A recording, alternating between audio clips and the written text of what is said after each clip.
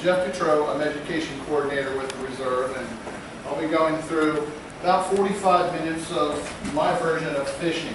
I say my version of fishing. I'm not expecting to make this whole comprehensive activity on everything you can do fish-wise. My goal in doing this is try to help folks who may not be familiar with the area get a few good tactics and a few good places.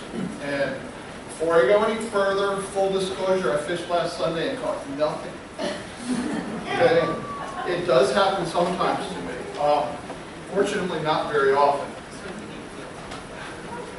Well, and Robin says just when you need to feel humble, which is part of why I fish, because they will put some humility on you. Other reason I fish is to help me be a whole person, because if I haven't been out there and done those things for a while, it's just not a good thing. I figured out my cycle is about 2 weeks. All right, so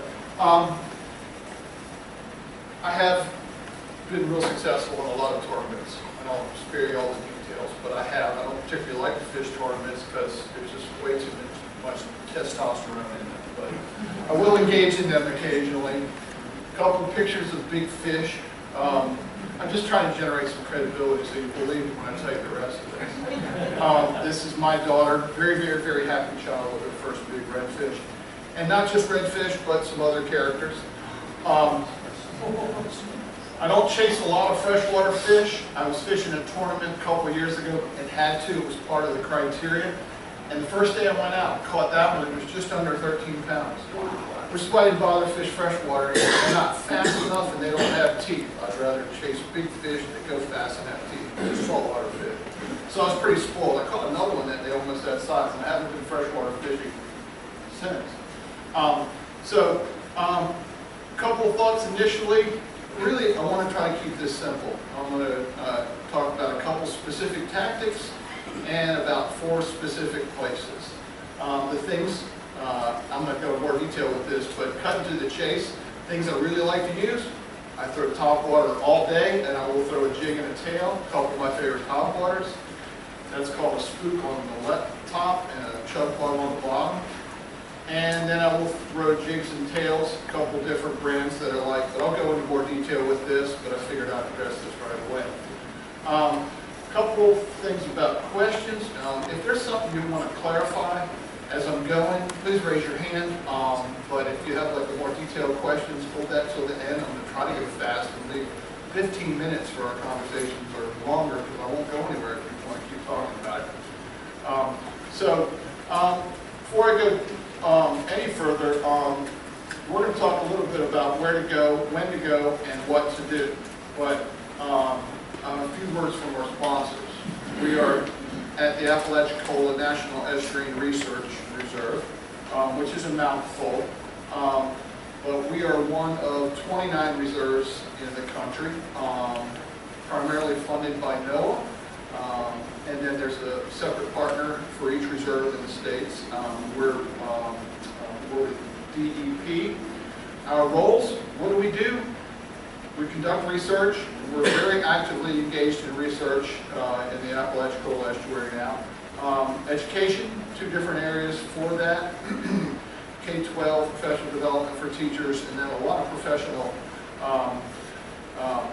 work that we do with civic organizations, and that's with our coastal training program. And then stewardship. And I put that on the bottom because it's really kind of the common denominator, the foundation of what we're really trying to do, and that's foster more stewardship amongst the general public. And that is for estuaries. Estuaries, if you're not familiar with the word, are where rivers meet the sea. And to help you understand what our estuary is, it's essentially this area here. I'll show you a few more slides about it. It is part of a very, very big watershed. When I say a big watershed, I mean it actually goes all the way up to Atlanta and covers that entire area. It encompasses 3 different rivers, the Apalachicola, the Chattahoochee, and the Flint. And amongst them, that watershed is referred to the ACF watershed. It is critical in terms of really maintaining the health of our estuary. many of you are probably real familiar with the big picture story about some of what's on the horizon as far as this, but if you're not, just very briefly, there's been a 30-year, or almost 30-year argument about who owns the water, and it has gone back and forth through various stages of litigation, and it's currently on the Supreme Court's docket for this fall to hear again about who owns the water, because we don't have any new water. The water that we have cycles. You know, I'll go back to like 5th grade water cycle, I'm sure.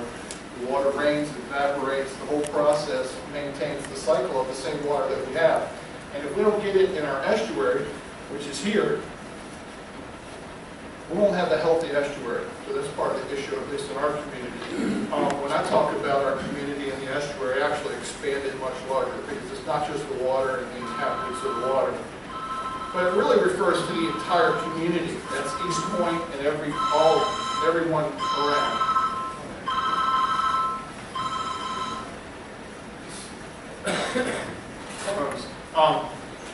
And these are our other sponsors, and this is what you get out of a healthy estuary. A estuary being where the juvenile animals actually grow up. And of course, these are some of the focal points of our story today.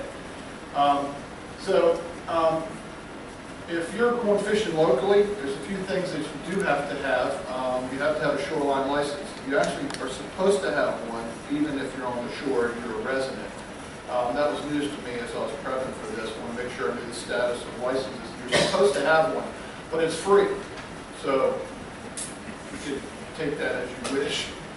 But if you're under 16, you don't need one. Non-resident, $17 for 3 days, and 7 days is $30. Another important issue is maintaining size limits on legal fish.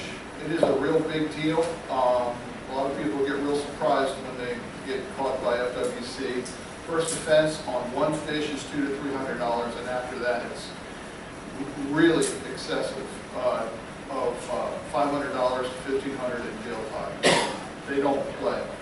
So enough said there. A few thoughts to start with on what I don't do. And part of what prompted my wanting to do this talk at all. So I'm driving down the road and I see folks standing somewhere trying to catch fish, and I happen to know it's just a miserable place to actually attempt to catch anything. See what they're fishing with, and I want to pull over and I want to stop and just talk about, if you try this, this, and this, and went here, it might. So that's sort of what prompted this. So some of you all recognize these tactics right away. One, I don't use a bottom rig ever. A bottom rig requires patience and waiting for the fish to come to you. I really don't do that. The idea of having patience while you're fishing doesn't work. Now, patience is a wonderful thing, but it doesn't really help you catch fish if you're sitting around waiting for them. And I don't use any of this.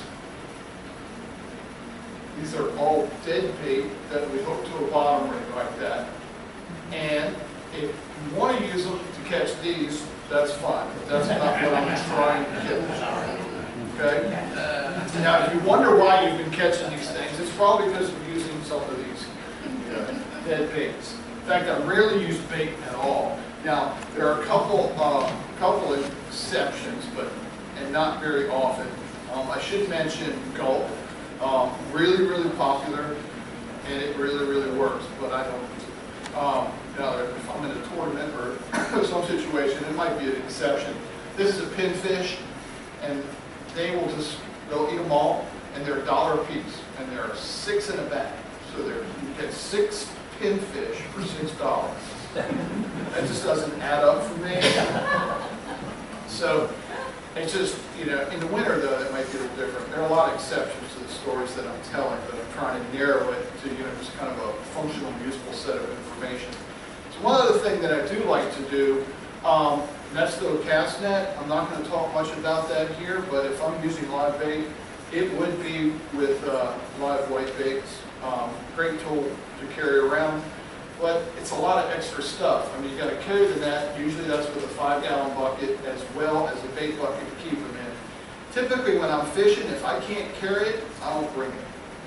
I'm walking, I kayak a lot too, but if I can't carry it, it's just in the way. I want to go and I want to have fun, and if I have to worry about a bunch of junk, then it just frustrates me to keep track of everything. So I don't typically do this unless I'm car fishing and I keep the car. So moving on. So we're going to go through first what to do. I already mentioned the top water, using a jig and tail as well. A little more detail here. This is called a spook. They also make a spook junior, 2 different sizes. Fairly solid bait that I use in not very choppy water. It's the classic, for those of you familiar, the walk the dog top water bait. Really enticing, especially to redfish and trout. I really, really like them. And the chug bug, this one I like a lot. You can fish it similarly as far as walking. They say walking the dog. But the way I fish a chug bug, and I'm not seeing a lot of people do this, you see this concave front to it? That's designed to capture water and you pull it towards you when it's floating. And when I fish it really, really hard. I'll toss it in the water, just a couple, 3 times, and then I'll blow it up. Because what it's designed to do is mimic feeding fish. So what happens is fish that are schooling will attack other small bait fish, and you'll get this frenzy at the surface of the water, and other fish are coming to look for parts and pieces to get a free meal. So if you mimic that behavior, you'll get a reactionary strike. And it really, really works. Now, when you buy these at the store, they have these hooks and rings on them, and I would use them the first day out, but they don't last more than 1 trip. So I will always upgrade these rings and these hooks. Split rings, that's the split in there. You need a special pair of pliers to do that. It's not hard to find. And these hooks. And I like good ones. When I say good ones, I mean hooks and rings. Owner, Gamakatsu's Pro, BMC. There's a couple brands. You tend to have to go to a fairly large store to get these. A store that really sells, like a Bass Pro, would have most of that stuff. Although even there, I have trouble finding what I'm looking for, especially for split rings. But there's what one that's upgraded looks like. Right away you can tell there's industrial rings and hooks. And that's what you need to catch a fish this big. Because otherwise they'll straighten out the hooks and leave and you'll be sad. And sometimes I'll sharpen hooks, but I'll tend to replace them sooner. These are really heavy gauge hooks, and I might sharpen these. Hooks aren't that expensive, and I spend a lot of time trying to fish. So when I finally get there, I really don't want to spend a whole bunch of time sharpening hooks at a time. I'd rather put on fresh ones. Next, the jig and tail. This is a plastic bait I like a lot. There's 2 different brands. They use something called Elastec, and some of you are probably familiar with this. It is, some people call them stretch baits, because they'll do this, they just completely stretch out, okay? You can throw them all day, you can throw them for a week. Now eventually they might pull out of this little hook holder, which I could show you. These little hook holders here that are supposed to hold on to this bait. Because one thing that's a little tricky about this thing is getting it on there true. When I say true, it has to be in a perfect line and look aerodynamic or symmetrical as it moves through the water. If it has an awkward motion to it, fish are going to ignore it. So these things can be a little tricky to learn how to put on a jig. But once they're on there, they really stay on and you can use them all day. So this is still on here from the last time I fished. In fact, I brought these rods in here today, and I just thought it was kind of funny because I have exactly what I used on there. Just didn't even have to tie it on there. So I use a couple different types of jigs. I really prefer something like this that really holds my baits on. These are okay, but you'll find when they start slipping off, it's really frustrating. I look for 16th ounce jigs. When you go to a store, you typically don't find these. I use 16th ounce jigs because they're really light. They're heavier than a hook. But the reason I use them is because another advantage to this bait, this plastic tail, is it floats. And when it floats, what you get when it falls in the water is instead of a lure doing this motion as you're pulling it, as in, you pull it once, then it'll fall. Pull it again, then it'll fall. And it'll do this in the water. This will actually pull forward and it'll drift flat. So it's not this really curved motion. So what you're trying to do is mimic a bait fish. And bait fish don't do this. So since this floats, it really maintains a horizontal profile, okay? Which is similar to some other baits I'm not going to be talking about today, hard baits, that really, you know, when you watch fish in the water, they don't go up and down. They really do. They'll move forward and they'll stop. Depends on the type of fish, but so this really helps to address that, especially if you're using a 16th ounce jig. It can be a little tricky to find. At every big fish store I ever go to, I go straight to the jig and say, what do you got? It's all I'm really looking for. Because the rest of the stuff I can find almost anywhere. I didn't talk much about the two brands. This is a fairly recent brand that's becoming pretty readily available. They make some that are a little longer that I really do like. Redfish Magic's been out for a long time. And when I talk about this, I mean they use this stuff called Elasto. That's that straight plastic stuff. Okay? Matters a lot to me. It's really helpful. If you use other kinds of plastic baits, fish will tear them in half and you'll be replacing them all day. You can do that, but I'd rather cast again. So next, gear. What kind of equipment? And this is mainly fishing equipment. This, you know, $100 for a reel and $100 for a rod seems like a lot, but I want good stuff. That's not really, really high end. Some of my rods here are actually more expensive than that, but I tend to carry two different rods. This one that I've been holding already, this is a Shimano rod. It has a fairly soft tip. You can see where it's moving. That's what I use for my jig, so I can really feel what's happening on the other end. This one has a stiffer tip to it. This is a really stiff rod that I throw my top water. And $100 a piece, $200 for the gear, that's a lot of money. But if you're going to use good stuff and really take care of it, it's worth it. Now my reels actually lately have been closer to $80, but you can get a good rod for $100. Now if you go into a big box store and try to get a combo deal, sorry, I'll use the word crap. It's crap, don't do it. It's just going to be rusted and not working within 2 or 3 trips down. It's worth putting a little bit into something that will take care of you and work well. And that also refers to the drag that's on it. I wasn't going to talk much about drag, but that's just one of the important accessories in a reel. All my rods are 7 foot long, at least that, you know, I'm doing inshore. I use braided line almost exclusively. There are a couple different brands. I like Power Pro. It's not cheap, but it lasts a really long time. It has some proclivities to it, though. It's as light as a thread. It is really light stuff, but it's really stiff. So you can really feel what's going on the other end. Plus, when you're trying to impart action to a lure, it will respond really, really well. There's no stretching. So whatever you're doing here will happen on the other end. And you're really trying to think about what's happening on the other end. It's not an accident that a fish will hit something. If you throw something out there and it's not moving lifelike, these fish know better. So this braided line probably did more for my fishing in the last 15 years than anything, because what I'm thinking about doing really responds at the other end. There's a lot to know about using it beyond the fact that I just recommended it. You've got to put backing on the reel, otherwise it will slip too easily. It's easy to find this stuff, the details out about this online. But you have to go to knot school too. But I've simplified that. I only really use 2 knots. So I'll get to those in just a moment.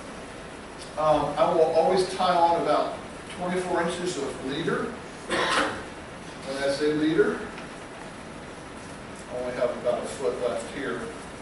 But that's my clear fluorocarbon line on the end. This other stuff, and you can't really tell from here. This is yellow line. I don't usually use yellow. I just happen to have it on here right now. I couldn't find the green at the time. I usually use green, but this is 10 pound. And this has a leader on it too. That one's closer to 24 inches right there. I don't use swivels on anything. It's to something else to rust, something else to tie on, and something else to distract a fish.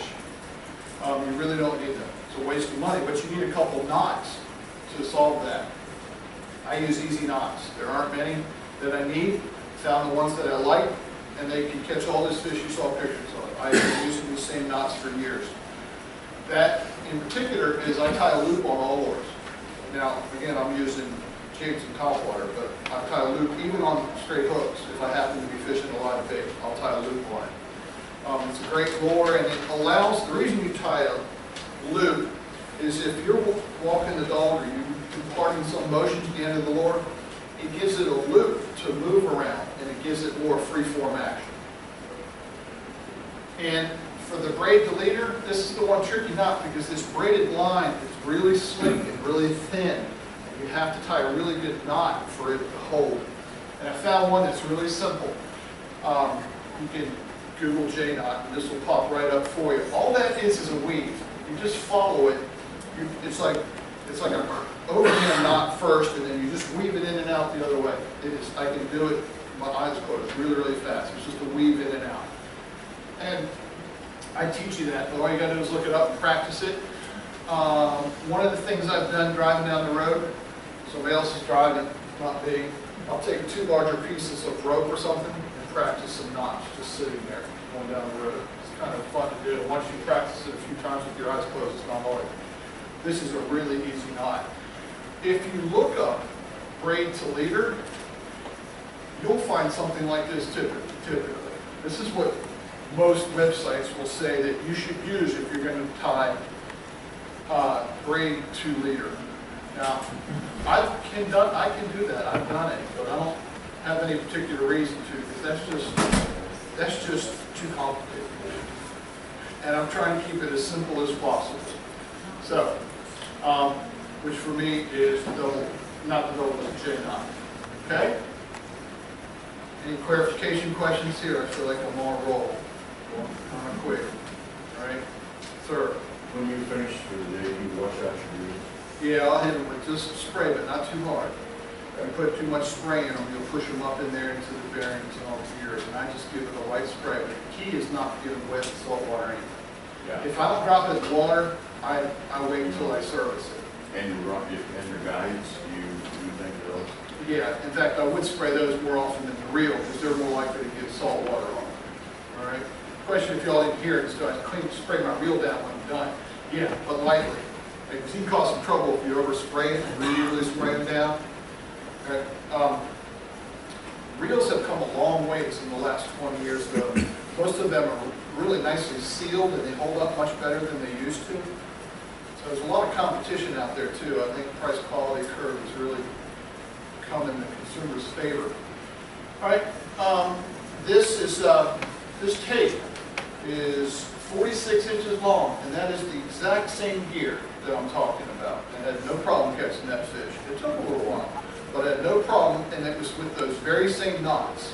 And I promise that fish is still swimming, as were almost every one I took a picture of before, because they're all beyond legal. But that's just a quick one, laying down, take a picture and swim on. So, clothes. How are you comfortable out there? When I'm talking about clothes, I typically imagine that you're wading. I'm going to talk briefly about kayaks at some point here. But a lot of times when I'm in a kayak, I'm paddling to where I'm going to wade. It just provides me more access to good places. But I'd wear the same clothes if I was kayaking or if I was wading. So you want to be comfortable. Typically I'm going out real early in the morning or in the evening. I can't let bugs get in the way of whether I'm chasing fish or not. So I keep old tennis shoes, sneakers around. You can buy fancy shoes. I keep trying to. They die just as fast as old sneakers. Make sure you have a life jacket. Your coverage, you need to be covered 95%. So I'll wear, this is a fancier shirt, but something long pants. I'll show you a couple pictures of, you've seen it probably before, but pictures of what people use. Deep, this is just good bug spray. A buff, which actually covers your the rest of your face, polarized glasses. These are a real big deal. And you can get good ones for not much money at Walmart. I mean, you can spend $20 to get a pair of polarized glasses these days. They do a nice job. It's nice to have your Costas, but you know, they cost $300 if you get the glass ones. A whistle's important, so it's a hat and water and fishing license, don't forget that. So when I talk about getting covered, this is definitely good for sun, but if you're out there and you have no CMs tearing you up, they'll send you home. If you're out there really when you want to be, quite often, they're just evil. So the way to deal with that is to cover yourself up, and then when I'm dealing with insect spray, I'll spray it in my hand and just touch it up around my eyes and on my wrists, and usually on my ankles if I'm not wearing socks, which I'm typically not. And that's all you really need. And it's important because if you're miserable, that's clearly not the point. Now, some people won't have this issue because they're going to go out at 10 o'clock in the morning. Well, I'm probably already home by then. Right? This is really important to get out there when the fish are actually active. And we'll go more into that. I added no beer. It's just an observation for me. I'm too busy fishing to drink beer. I mean, I love the idea of drinking beer. I'm real good at it, but it just doesn't have any place in my fishing. At least not when I'm kayaking or really wading and I'm really chasing fish. So it's up to you, but you weren't carrying beer. Next, a little bit about where to go. I'm going to talk about 4 different locations. Short answer is you got to go where the fish are. Well, to do that, you got to know a little bit about fish. It's not just a random, that looks like there's some water, I think I'll chuck something there and hope. There's a fair bit of biology that goes into this. You have to learn a little bit about habitats, and it's fun to investigate this stuff, as well as the habits, behavior of specific fish. So, they need to do the same things we do. They need to eat, they need to breathe, and they're concerned about temperature. They have to be comfortable. And this will drive where they are. We're talking about these specifically. Each species fills a different niche, and it's designed to eat different things. The analogy I like for this is like a jigsaw puzzle. Each one fits in out there in a different way, and if they overlap too much, they're going to outcompete, and that species won't be here anymore. Pretty simply, that's just basic evolution. But if they can actually specialize in basic ways, then they really have their own niche. Redfish, prime example. Redfish, mouth is on the bottom, looking down low, eating things that are down there. That means that's how you have to fish for them. You're going to go low and slow for redfish. Now there's exceptions to that. I love catching them with top water, because that's because they can't stand top water. They're going to do, but they have a really hard time hitting top water, so you have to be patient with them. And you can usually tell it's a redfish trying to hit your top water because there's this big weight behind it that looks like a rhinoceros. And it keeps hitting your lure and you can't quite eat it, which is a lot of fun. But if you can imagine what it takes for that fish with that big blunt nose to turn up and actually catch a top water, it's a lot of fun. Our trout, it's really designed to chase fish. Well, shrimp, you'll eat any and everything, both of them will, but it's designed to chase fish. You see where that mouth is? That mouth is designed to go forward and has really sharp canines right on the front. That's designed to catch up something and hold on to it. So that's really kind of describes the behavior of these fish, and it also, if you can impart that understanding on how you're actually fishing a lure, it makes a difference. Like if you're to start catching trout, sometimes you need to speed up, because if you're throwing a lure and you slow it down, that's not what a bait fish would do. A bait fish would actually, once it's threat, it's going to go faster, and your trout's going to react to that.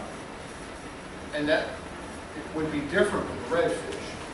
Redfish is typically trying to eat shrimp and crabs, which don't go nearly as fast.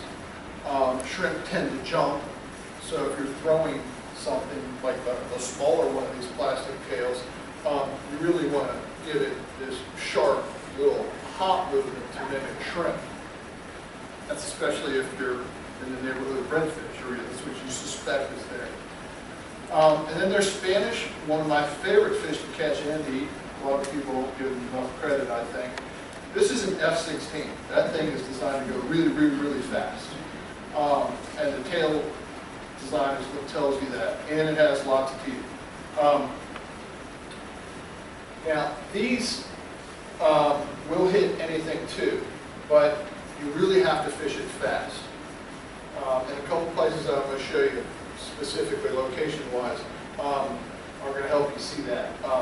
One of the ways I really like to catch Spanish is to take one of these tails and put them on a straight hook and make them float. You can get into wind because it's kind of hard to cast something like that. And you skip it across the surface. That's how the really, really big Spanish get full. Because the other lure that a lot of people like to throw Spanish, that Spanish is called a gotcha plug. It's a heavy piece of chrome metal that you can launch. And it looks like a big fish, and you can fish it really fast. That's deadly on Spanish, but not the big ones, because the big ones can catch up to it no matter how fast you're going and do figure eights around it and laugh at you. They don't care. All right? They'll just get up. I've seen them. They'll put their nose on it as fast as you're going and just leave. So I finally figured out that if I'm skipping one of these across the surface, that'll trick the 30-inch Spanish, which is an incredible amount of fun. They'll hit big chunk bugs too. So, where the fish are. Crab, shrimp, white baits is the generic term for all manner of different bait fish that are white. That's, I would call it croakers, small white trout, and silver jennies, and mullet. There's lots of different ones that we can use. Habitats that you want to find them: oyster bars, seagrass, points, reefs, and channels, surf. This is likely places that the food will be. If that's where the food is, that's where you're likely to find the fish. A couple places that we're going to talk about, and I'll go as long as we need to today if you all stick with me. I have 25 minutes to talk about these 4 locations. Okay? This is our neighborhood. I'm going to talk specifically about seagrass, certain points, channel, and surf. First one I'm going to mention is Port St. Joe Bay, and that's the deal track. I like it because, one, it's our property and it's state-owned, which means you don't have to have special permission to get there. You can walk into it. It is a stunning place. Just to orient you as quickly as I can. It's over here. Of course, we're here now. We got to go on 30B, I guess it's called these days.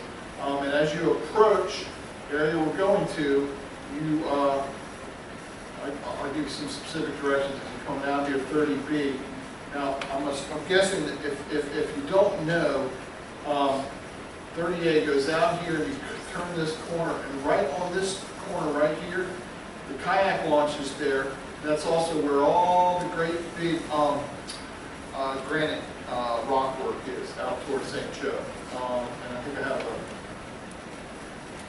all that rock work right there. Okay.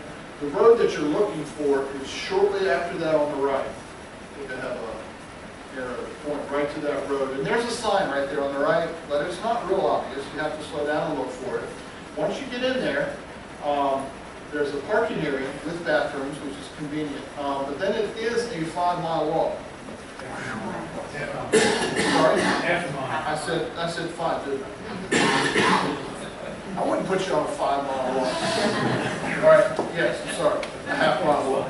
Half-mile walk out there, but it is a stunning walk, and you're going to want to take as little as possible with you. With me, it's in a backpack, I'm carrying a rod or two.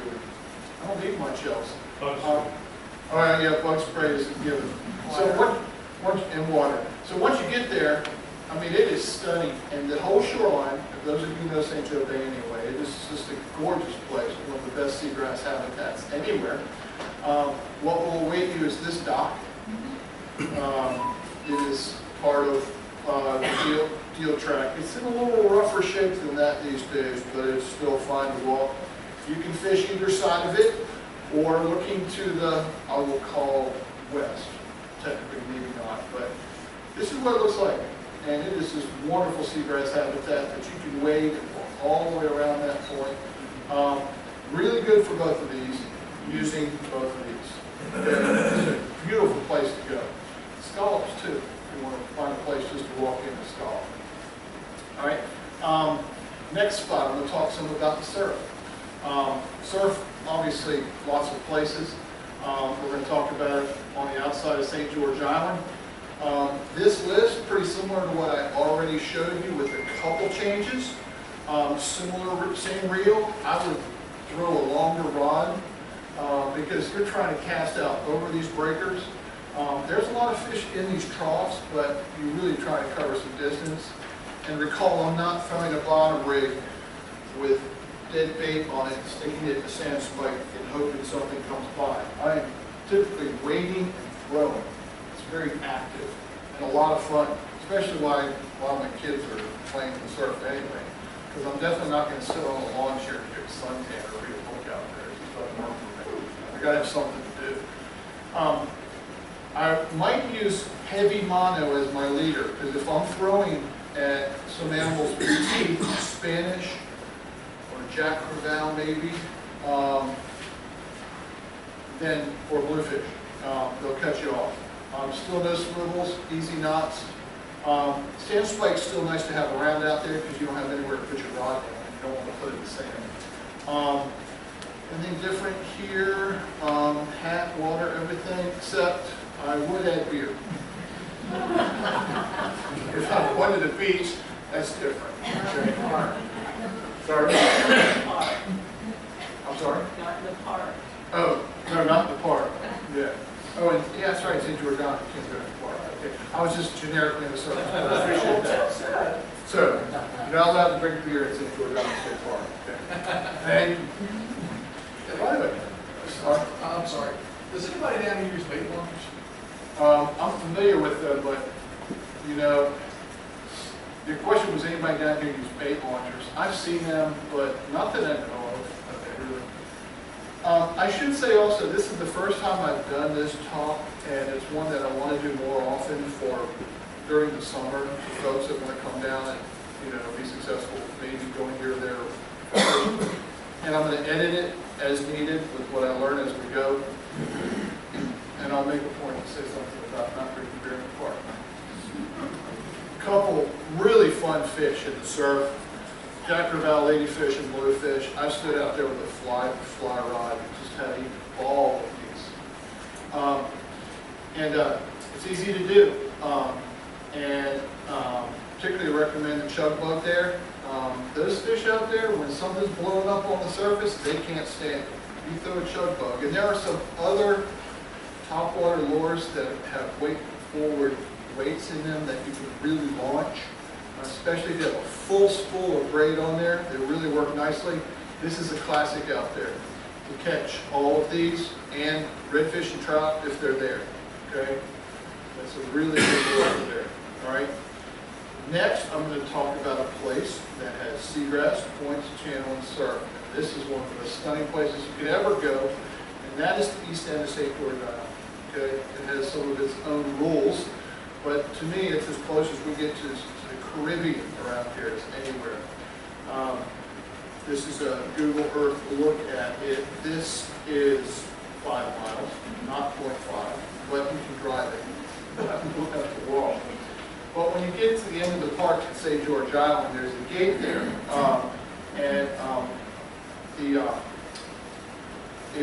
once you drive through, I'll tell you about the gate in a second. There's a parking lot here. It's not a very big parking lot. And it looks like this. That's the minimum of cars that it holds. So the rules out there are this. They only allow 20 cars in a day. There's a combination lock. They'll give you the combination when you pay. And you're one of the 20. You're $6.50 per person. It's actually some change of that derivation, but about $6.50. There's about $6 entrance to get into the park. But once you get out there, you kind of have it to yourself. And it is an amazing place. It's just crystal clear water. You walk out to this edge, I'll show you another look at it in a moment. There's the only people that were out there that day. They were standing there throwing bottom rigs with cut bait. and I think they caught sharks. But if you have a season pass, yearly pass, you can go, it doesn't cost you. So, yeah, and that actually, is that a yearly state park pass? Yes. So if you have a state park pass to allow you into all the state parks, and you have to renew that yearly, and how much is it yearly? It's like it's a 100, 120. 20 bucks, I think. About 120 allow you into any of the parks anytime. Right, and it allowed you to go to points. And the points. Yeah, okay. This is a look in the other direction. This is all sea grass. And it's a really dynamic place. So I very much recommend it. This is the overview again. This is basically a drop-off. This is one of the best pompano places you'll find anywhere. But if I was going there, I'd throw a chug bug, maybe a gotcha plug, and I'd expect to catch 100 fish. I mean, I wouldn't, I don't know, but that place is amazing. Do you need a truck? No, Four-wheel don't need drive? four wheels. You used to, but it's fine to drive just a sedan. There's a couple areas that get low, so it's been raining a lot. Probably not the time to go. But a four-wheel or a higher clearance vehicle will have no problem, even if it rains. But the road is all limestone rock. It's in real good shape now. Looking at that picture right there, okay, the right-hand side, this is the very tip of the end, right? Yes, Okay, so the right-hand side is the Gulf, It and the is. left-hand side is the lake. that's right. Okay, glorious place to go. If you want to fish and you want to take some other people that don't want to go and they want to have this idyllic little Caribbean picnic thing, you can get it all right there. Highly recommend it. Use a little jig. A jig with a piece of shrimp? Oh, yeah. With the pompano, you can use fresh shrimp, but you can catch samplers out there pretty nicely too. Pompano is a whole different bag as far as tactics and strategies. There's a guy out there the other day who was catching them on a jig at Gulf quite easily. He was doing real well. But that is the pompano place. Next, Jens Bayou. This is over towards Carabel. I confess I haven't fished this myself, but I've heard lots and lots about it, so it's on my list. I see people out there regularly. Just a larger map version. Those of you who head east on 98, right before you make that sharp turn in Carabel at the, I think that, this is, No, well, they call this area Bayou Bayou on the outside where they're fishing. It's kind of a generic term. It's not really the yes, bayou. Bayou is a point down between the two, 319 and In here? Go west. All right, well, actually, I have Jens Bayou listed on Google Earth right here. Right, Right? that's it. That's where the Mullet River goes out, right here. Yes. That's And it where- comes out here, so the fact that if this is the bayou, I'm talking about fishing this edge here. So it's just a reference point, because it's not really the bayou. So I certainly agree with you. So, Where's the bridge that you go? just, See the river? you're about, no, it's about here, Oh, okay. okay?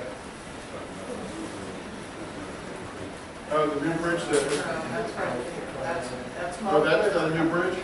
No, Mullet River is coming out there. Right, Mullet River. It goes under 98, and they've just done a major upgrade to it. That's it. Oh, that's what they're working on now. Or they just finished? I think they've finished now. Okay. That's at the end of the So what I'm trying to emphasize is these two areas here, where this drops off precipitously, and you can wade out really easily, water's real clear. Folks have been doing really well out here. I'd walk out there with a very minimum of gear. Most folks I see driving by and they drive back and forth that way to work every day. They're carrying bait buckets and these things that hold their rods and everything. It's just too complicated for me. I can carry just 2 lures, go out there and catch lots of stuff and like doing it. But I recommend that. Those look like really good spots. And next time I give a talk, I'll have like a little more personal experience with flies. When to go? Fish have to breathe and they have to deal with temperature. They breathe the same kind of oxygen as we do, except it's dissolved underwater. And what drives enough oxygen are tides and wind. So when I'm trying to decide when to fish, I'm looking for moving water. When I say moving water, I'm looking tides that are either rising sharply or falling sharply. It's fairly generic, and it's usually 3 seasons. It's different for me in the winter. But moving water. And how I go looking for this, I will look up, I use ProTides for all my tides. And you can just Google ProTides for whatever location you want. In this case, I ProTide St. George Island, East End. And this is what I got, big map, and then here is today. And I'm looking at these curves. I have a better version of it. But I'm looking, when I'm talking about different weeks, moving water on these big moons. Okay, new, full. You can see how that steep pitch right there. And this week we have a new moon. It was Monday. And if you click on this box right there on ProTides, this is what will come up. Sorry? It's about, Mike says it's about quitting time on the way up.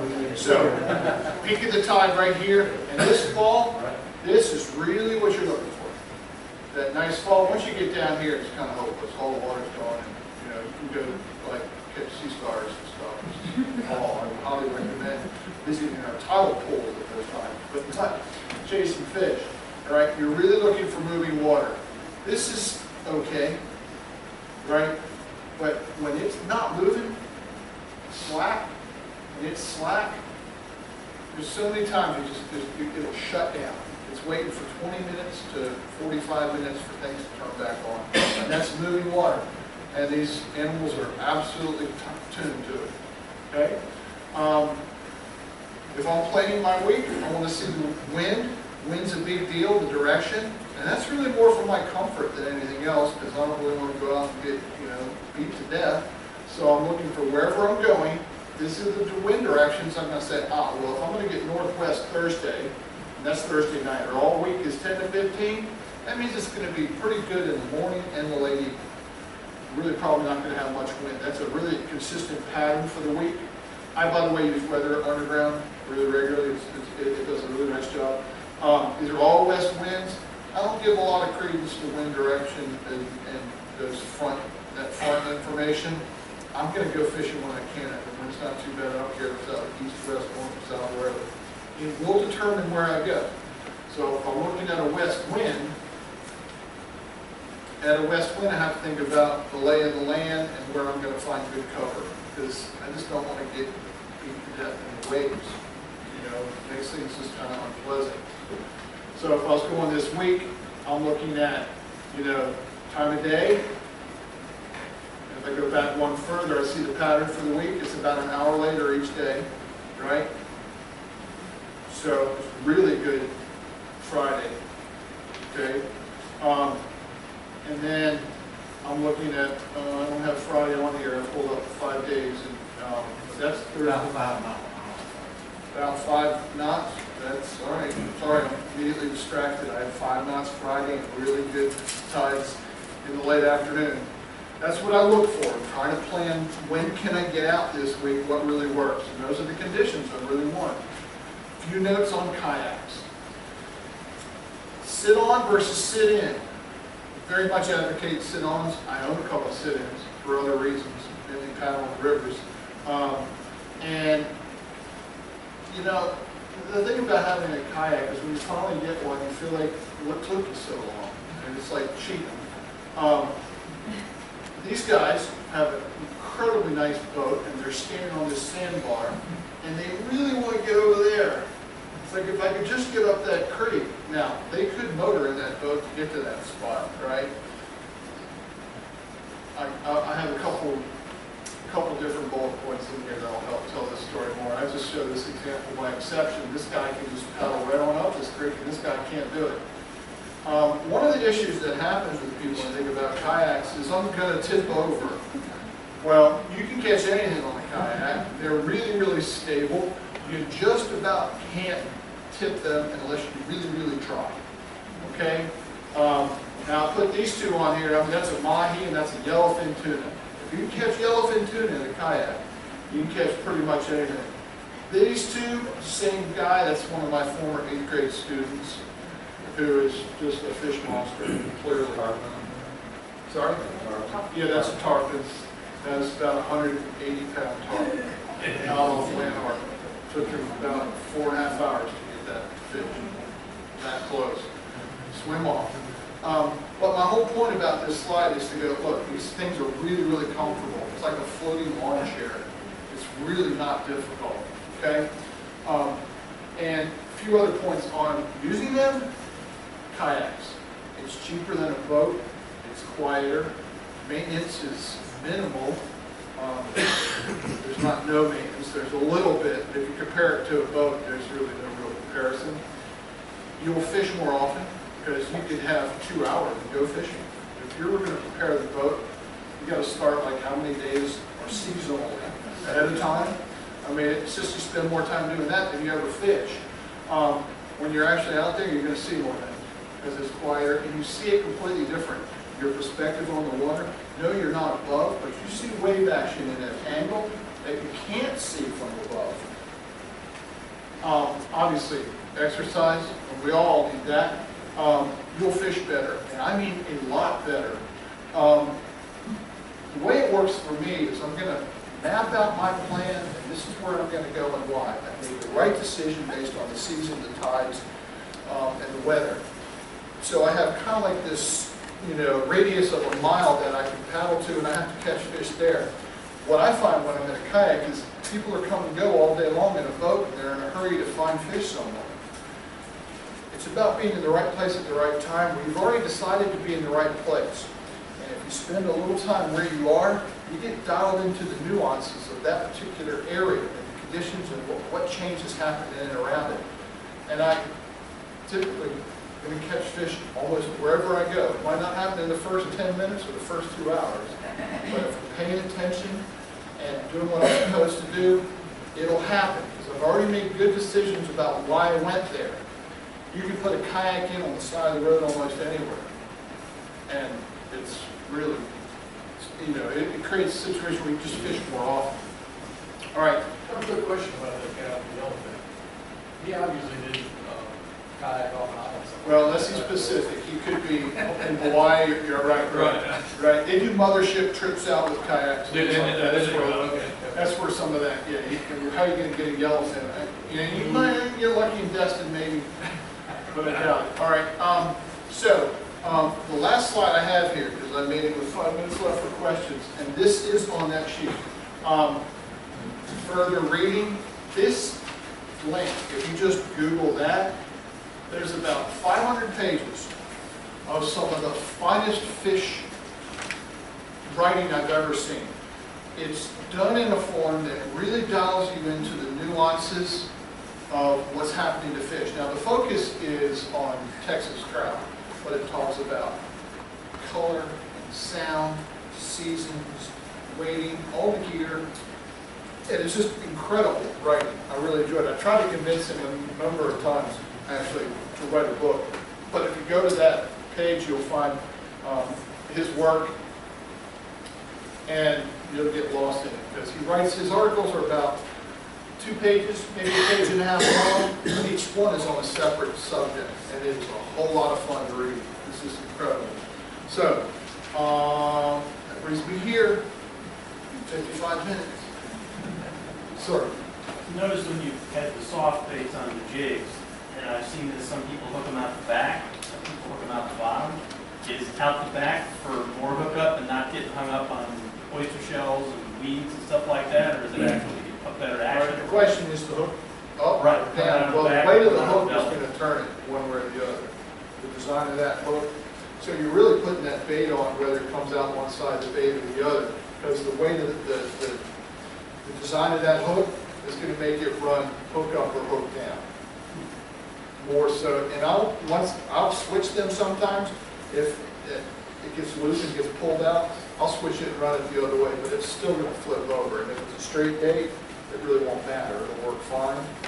So it's really the hook design that drives that. You worry about the color on your brain. Not much. The question is, do I worry about color on my braided line? I prefer the green, but it's probably just a dude thing. All these would be neutral colors. Yeah, I didn't know. Yeah, but I haven't had any problem using the yellow. You know, I mean, we could, I'd have to go into the literature and figure out what colors fish see, whether it really matters. It's the leader that's really critical. Hey, Jeff. Hey. Can you talk about triple tail? Well, we have a really nice one out there. Triple tail. You know, triple tail, this is a real challenge. Short answer, probably no. You know, triple tail, they tend to look for cover. They'll be around weed lines, they'll be around crab buoys or pilings. They're an inshore fish, kind of, but they'll get a little deeper. When they get bigger, they'll be probably Gulf or Atlantic. But as far as fishing them, I mean, never really chased them much in a kayak. I've looked at them at the west end around Indian Pass. I've tried to find them out there. I know some people who have, but they're really a sight fishing fish to me. You know, I'd see a buoy, but unless I was standing up in a kayak, I'd just, you know, I could probably flip a DOA or something like that at them, and then make a shrimp or a gulp if I was really, really wanting to target them. So they're tough. But the one that we have out there is awesome. If y'all haven't seen our triple tail or nature center, it's an awesome fish. It's a lot of fun to feed, which is something that I have learned about triple tail is how they feed. That thing eats like a volcano. If you get anything close to it, it will vacuum up everything in the vicinity. It is awesome. So I doubt that helped Eddie. Could you explain, when you said loop it, could you turn on the light and show us what you got on that? When you say loop, well, put a loop on your... What I'm doing, and I'm not sure a light will help at all. Okay. I can put that one in your hand. What I'm doing, Okay, just a little loop. there's a very small loop at the eye of the hook, and it allows much more movement in and around it. Okay. All right, and That won't tighten up on it. it won't tighten up. Not if you tie what I use a mirror loop. There's other loop knots. The only reason I call it a mirror loop is go online and look it up. You'll find it that way. It's pretty easy. But I also like them because I think it puts less stress on one specific point in the line. If it can move around in there, that's just my thinking on it. So, questions? And at the end of St. George Island, when you're out there, do you use top water out there too? Absolutely, especially a chug bug. In fact, I might not carry anything else. Go out there and throw a chug bug, and you're gonna. Most of the summer, I just about guarantee big Spanish and big lady fish and have a ball. Big chug bug, but I might be putting a piece of 50-pound mono, or even, I don't like using wire because they're so good at getting them. You'll see it, just no way. Right? We had a lesson called, how you can call pounders, and it's so loud. But if you're getting the predominant southeast wind there, Yeah. and you can get out and take just that hook with a plastic, one of these plastic tails, and really get it up and skip that on the surface, that'll fool them all. Okay. So that's a lot And of you said fun. just use it straight up, no weight? Just put Well, it out. yeah, it may be one of the bass hooks, you know, the hooks with the little hook in it, supposed to be weedless. Yeah. Or a 16th-ounce jig. If it's windy enough, you can keep that up on the surface. You just Keep it on have the to surface. skip it. Okay. Right. Okay. Question? What about the bridges? I see a lot of people on the bridges. Yeah, it's just not much fun to me. The question is, what about the bridges? You know, roll all that stuff out there. Typically, they're fishing dead bait, you know, and whatever you hook, you're going to have to sort of wedge up there, and it's usually going to be a black drum. Small ones could be tasty, or it's going to be a stingray or a catfish. So, I mean, now I grew up as a kid fishing more bridges, and you know, I don't want to, you know, dismiss it entirely. It's just not that much fun to me. The aesthetics of being able to go out and wade and go to certain areas that are prettier than that matter to me. So, I have thought though to go out there and actually work with some people to figure out really what they're using and what works. But every time I see people out there, they're catching stingrays and maybe a big black drum, you know, which isn't a fish you typically eat. You know, you're going to really put a hurt on it. The only way you're going to get it is to walk it all the way to the end of the bridge and down to the shoreline and get a good picture. Maybe it'll swim away. So that's just not as much fun to me. And your spook is good out in the surf too? The question was, is spook good out in the surf? I wouldn't typically use that. This spook I like in calmer water. Okay. If it's laying down, if you can slow down, this is This is a lure that you would entice a fish with. They see it walking. Usually when I throw this, when it splashes hard, I'm going to skip it a little bit to mimic a fish that just landed on the water. And then it's there, and then it stops. And they're following it, and they're waiting to make a decision. Right before they make that decision, you want to move it again, right? And then they're waiting for the next stop. And then it takes about 2 seconds. The surf then you're using the chugger and. I'll use a chug bug, and I will use this Apalachicola in the surf, because you can really launch it. They make a heavier one, which is just awesome in the surf. Really, really is. Because you really need to cover some territory to get up and wade as far as you can. You talked a lot about topsoil. What about climate? Climate's going to be a lot. You're going to use a jig to bounce? The question is about flounder. They're so hard to catch on hook and line. If you're going to the right places, you know, but if I'm chasing flounder, I'm probably going to bring my cast net and use white baits that I'm going to set up. I might put them on a jig, bounce them, keep them slow. Now, this is a good lure for flounder. But then you're fishing channel edges and you're really slowing down. And I mean, you have to go so slow. When I've learned about feeding our flounder in here, you almost can't make them eat. Yeah. They're all about stealth and surprise. Would you use the same size jig? Yeah, well, maybe heavier. I might go a quarter for that. Right, just to get it down there and keep it down. But I'm just not hook and line. Flounder is just trouble. But they've been important for some tournaments I've won because I've had to figure out how to get them because they're aggregate size redfish, trout, flounder. And the flounder was the one you had to get the flounder on hook and line. I fished with a guy that's really good at it. I mean, if we pulled up on a pier out there or a dock, he was going to get it fine. Well, because they'll lay up under those piers. Now, if you're in the kayak and you're getting up there, there's little troughs up under those piers. And if you can flip to them and just run by those pylons, Yeah. really taking your time, but you got to let it settle down there. Yeah.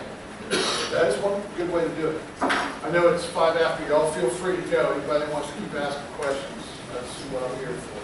In the surf, are you trying to get out beyond the bar or in that trough? You can do both. Really, I like when it's, you know, this is not too rough to fish, but that's time of day and wind direction.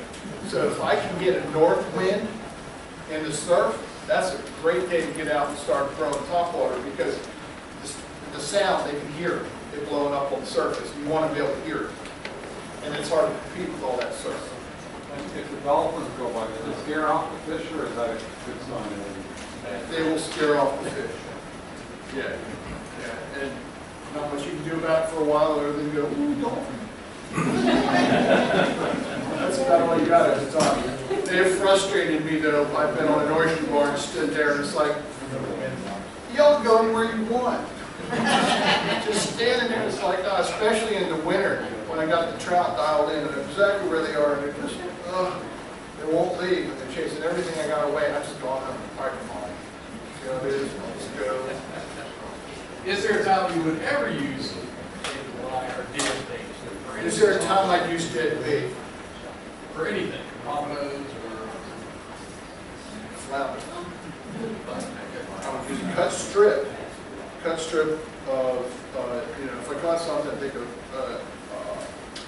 whatever it was, but more likely a pinfish. Cut a really clean strip out of it. Use it just like you would a plastic tail, but it smells better. Especially if I was leaving the dead stick in what they call leaving on the bottom, on the edge of the channel, if I'm fishing something else. So if I have my kayak sitting there and the anchor's up, and I'm tossing that bait, and then sticking my rod holder in, and then I'm working something else, that one torn. Because I'm not, it's just like, stick that out there, and maybe a flounder will find it. I caught a 19-inch flounder doing that a few years ago. It's like the difference in the whole thing. But that's about the only time. Along with the plastic. Yeah, that's right. And when they hit, you gotta let them take it for a while. You do, and if I'm out and there's a lot of Spanish and bluefish around, and they're really, really finicky, which they're typically not, and you've got catch some ladyfish, and you've got hook one that's really hurt, cut some strips, and they're bound to catch lots of ladyfish and Spanish doing that. But there's other things you can do that are a lot easier, not as messy, you don't have to, You ever use corn spoons? Or is that just considered Spoons, no, well, it, probably third on my list might be a gold spoon if I'm gonna add a third item, but it seems like I never get to it. I just keep throwing the other two, and something happens, and I don't quite get to the gold spoon. I've had other people say, well, why don't you ought to be as well. I'll never really seem to need it. I always have it in the box, I just don't quite get it there. How seasonal are the fish down there in the living season as far as The question is how seasonal are fish? Vary. And I don't think there's, I'm trying to think this season, what's talked about. Like right now, it's getting kind of warm. Trout. Well, I haven't chased trout for a little while. Trout should be active on top water, particularly early morning and evening. Spanish and ladyfish should really be in big numbers along the surf and out of the east end. Winter time is one of my absolute favorite times to fish because fish store up. And you find them, you're really on it. There's a few places, and you just, when it's really, really cold, especially redfish. Redfish get in schools of hundreds. And you have to find them because you can go out there and get flat skunk and you can find them. But it's not hard to figure out. They got to deal with eating, they got to deal with breathing, and they got to deal with temperature. And you start looking at the weather patterns. That's where moving water is the opposite. In the winter is where I'm looking for quarter moons where the water's not moving. So you've got a certain amount of water that doesn't change. And that water will heat up faster, especially if there's dark bottom. And that's where big trout and whole schools of redfish will be in the winter. So you've got to kind of do some geography to figure out where that's going to happen. That's related to wind direction too. So that's winter is a puzzle. But when you start figuring out how the pieces fit together, you go, that's where it's going to happen. If you ever take a quarter mile, you can have just a flat ball and lots and lots of fish. Questions about what about up the rivers? The sort of the game on trout is that they typically go up the rivers in the winter, and they will, and so will the redfish, but I don't chase them much. One, because I find way too many of them out on the flats anyway, so I don't need to, but when I find them up the rivers, typically they're school-sized fish, trout about this big, and I'm thrown in a hole, and I'm waiting for one of them to hit me. And I don't fish that way very much. I'm usually much more active in my fishing. So I'm not saying I wouldn't do it, but I've just gotten away from it. There was a time I would fish up the rivers in the holes more in the winter. And it doesn't seem like we're getting these blistering cold snaps early. If that happens in November, then they'll chase them off. I think the trout and the redfish acclimate if the temperature is gradual, and they'll stay out on the flats. That's what I've seen over the last 10 years. Do you know where he had his sheets of information? All right, is that it? All right, come back again. Somewhere there. Okay. Thank you very much. Thank you. Appreciate it.